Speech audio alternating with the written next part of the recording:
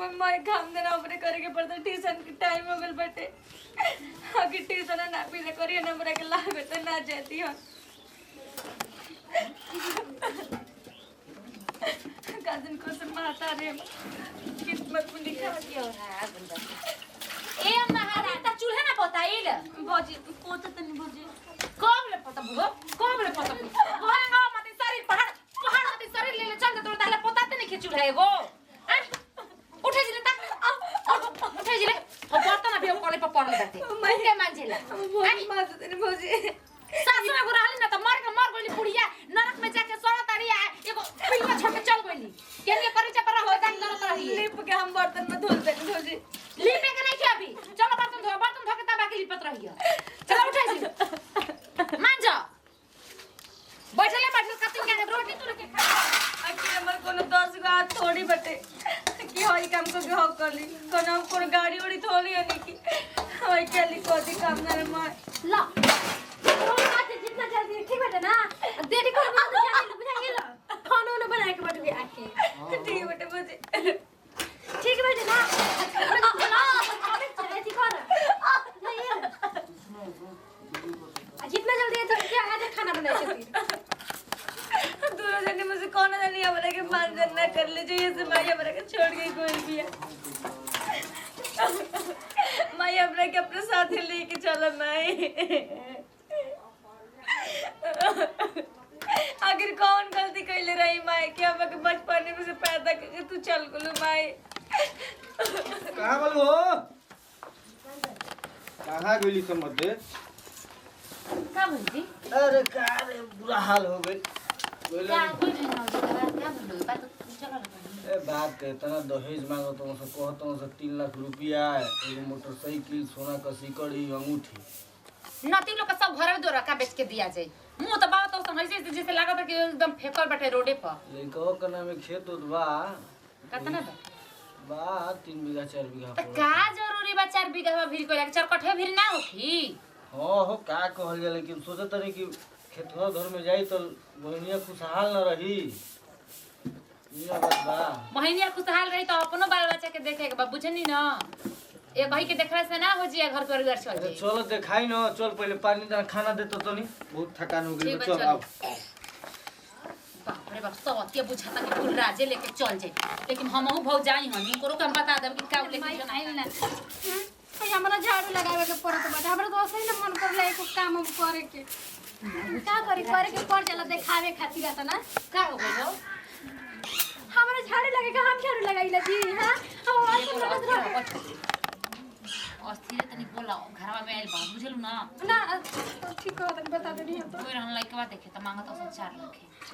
4 लाख त का फ्री में उठा के लेके दियसन अतना में तो हम अनिए के गरीब हो जाएंगे गरीब हो जाए के कि कुल कहतन कि खेतो बधारी हम धो के देहम ना देखिए बताओ खेत बधार दिए धाराई त लइकन फकन के जिंदगी के का होई हो ये दीदी तो बती रोड सोही कहत बानी हम तो सुनिए के हमर दिमाग खराब रानी पहिले के घुलटियो जत लेके उड़ियो जाइत न तो कम से कम तिलकाव दहे जवाना बचित हो बात तो सही कहत लेकिन वो ऐसा करी ना नु लेकिन कितना सती सवित्री बनेले हमर तो दिमागे काम नहीं कर के हम करी त का करी राउर दिमाग काम नहीं करो तब हमरो सुन के हमरो दिमाग काम नहीं करो रोरे कुछ उपाय लगाई दीदी देखी ई हमरा बस के का हम उपाय लगाई हां अरे कुछ भी ना लगाई ना कहतन कि खेतियर घर जाई त राज करी खुशहाल रही अच्छा हमनी के गरीब के उराज करी ना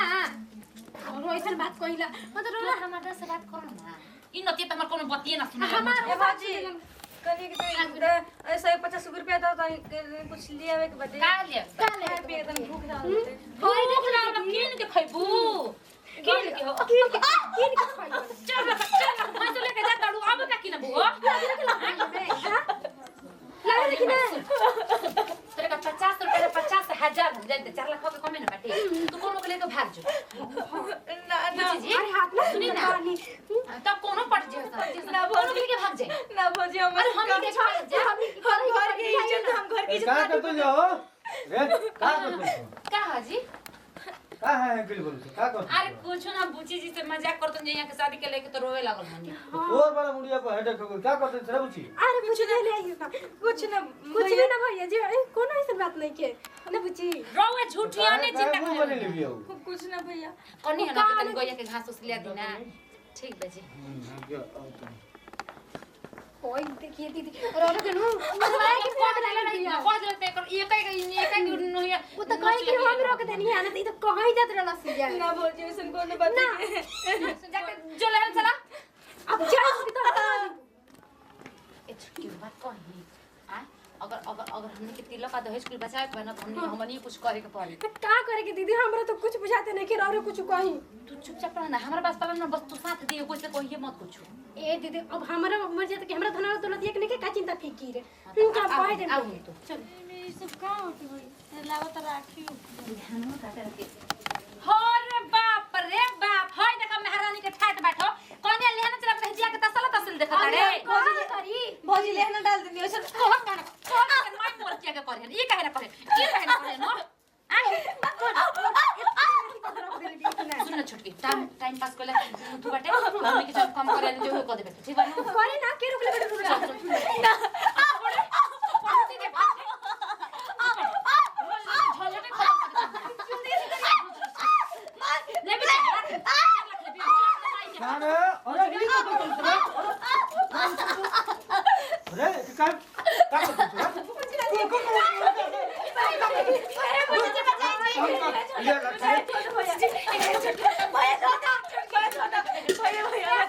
बता ऐसा बहन भी है